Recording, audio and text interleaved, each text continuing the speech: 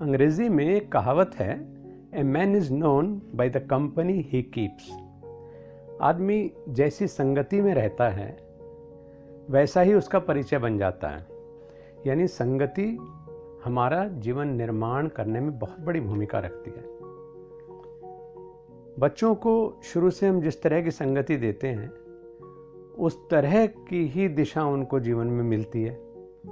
इसलिए हमें ख़ास तौर से जागरूक होना चाहिए कि हम बच्चों के जीवन के निर्माण करने में उनको कैसे लोगों की संगत दें। सत्संगति की अपनी महिमा है, कुसंग की अपनी महिमा है। बसी कुसंग चाहत कुशल, यह रहीम जिय सोच। महिमा घटी समुद्र की, रावण बसे पड़ोस। हम बुरी संगति में रह करके ये सोचते हैं कि जी वो अपने कर्म को भोगेगा, हम अपने कर्म को भोगेंगे, हमें उससे क्या फर्क पड़ने वाला है। नहीं, ऐसा नहीं है। कहते हैं कि रावण क्योंकि पड़ोस में रहता था इसलिए समुद्र की महिमा घट गई कि समुद्र का तो पानी भी खारा है।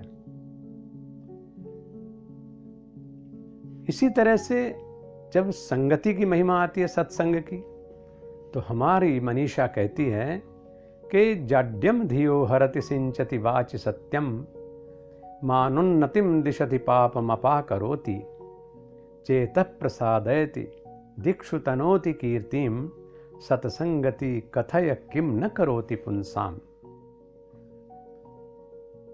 यानी केवल संगति का इतना प्रभाव होता है कि जाड्यम धियो हरति, हमारी बुद्धि से जड़ता का हरण हो जाता है। अगर हमें अच्छी संगत में रहने का मौका मिले, पढ़े लिखे विद्वान लोगों की संगति करने का मौका मिले, तो हमारी बुद्धि से जड़ता, मूर्खता का हरण होता है। सिंचति वाचि सत्यम, हमारी वाणी पर लोग विश्वास करने लगते हैं क्योंकि उन अच्छे लोगों की कैटेगरी में ही हमें गिना जाने लगता है। वाणी में सत्य की स्थापना होती है।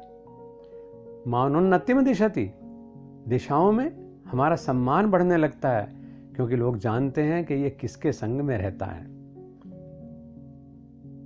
और पापम अपाकरोति, हमारी जो पाप वृत्ति है वो ही नष्ट होने लगती है।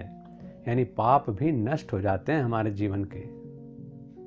चेतः प्रसादयति, हमारा चित्त प्रसन्न रहने लगता है, आनंदित रहने लगता है, हम पुलकित रहते हैं हर समय, क्योंकि संगति का प्रभाव ही अलग है। और दिक्षु तनोति कीर्तिम, दिशाओं में हमारी कीर्ति बढ़ने लगती है। सत्संगति कथय किम न करोति पुंसाम, बताओ सत्संगति क्या नहीं कर देती। यानी संगति का प्रभाव इतना अधिक है कि मनुष्य के अपने जीवन में तो बदलाव आता ही आता है, समाज के उसके प्रति नजरिए में भी बदलाव आता है। अगर कोई व्यक्ति जुआ खेलने वाले लोगों के पास बैठने उठने लगे, कितना भी अच्छा क्यों ना हो, लेकिन उसके प्रति प्रश्न चिन्ह लगने स्वाभाविक हैं। और यहां तक होता है कानून की नजर में भी कि अगर गैम्बलिंग एक्ट के अंतर्गत अगर जुआ खेलते हुए आप अपनी खिड़की खोल करके भी उसको देखते हैं तो उस संगति का भी प्रभाव आप पर होता है और आपको भी गैम्बलिंग एक्ट में बंद कर दिया जाता है।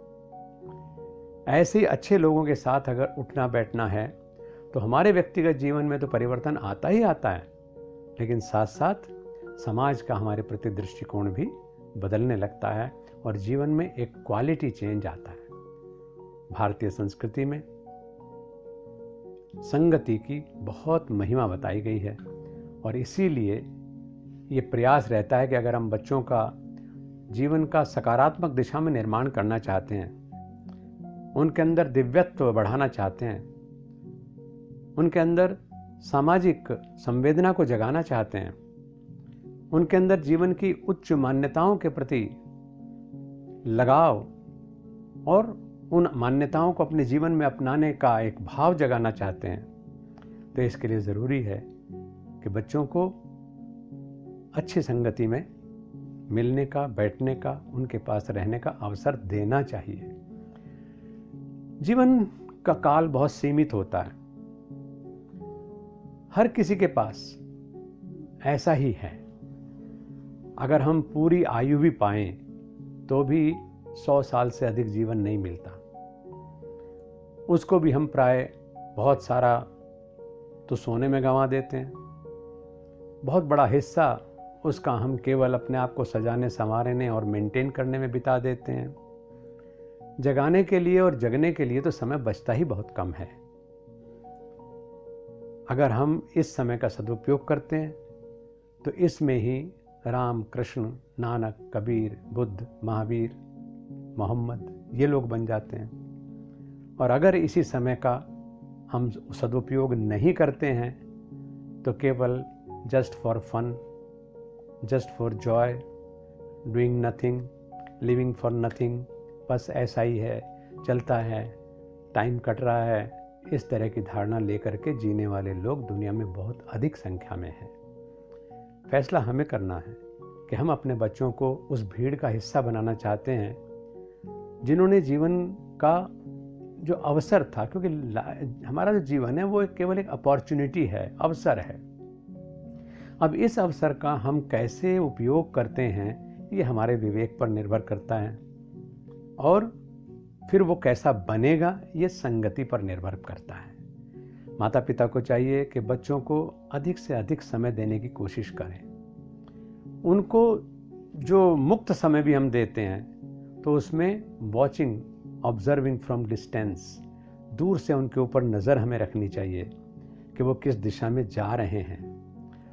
निसंदेह उनको बहुत प्यार करना चाहिए, उनको मित्रवत व्यवहार करना चाहिए, लेकिन उतने के बावजूद भी माता पिता, क्योंकि सर्वोत्तम शिक्षक हैं, पहले गुरु हैं, और गुरु का धर्म है कि गुरु कुमार शिष्य कुंभ है, गड़गड़ काढ़ है खोट, भीतर हाथ सहारी दे, बाहर मारे चोट। तो प्रेम और पनिशमेंट, प्रेम और दंड, सम्यक दंड, दोनों का ही विधान करना बहुत ज़रूरी होता है। लेकिन हमारा दंड उसको प्रताड़ित करने के लिए नहीं, बल्कि उसको रिफॉर्म करने के लिए होना चाहिए। जैसे एक घड़ा बनाते समय कुम्हार अपनी पूरी मेहनत, पूरी कला उसके अंदर लगाता है, लेकिन भीतर से हाथ सहारा दिए हुए उसको थोड़ी थोड़ी चोट भी मारता है ताकि उसको मनचाहा आकार दे सके। बच्चे हमारे लिए वरदान हैं। आइए उनके साथ न्याय करें, उनके साथ प्रेम करें, लेकिन उनको बिगड़ने से बचाएं।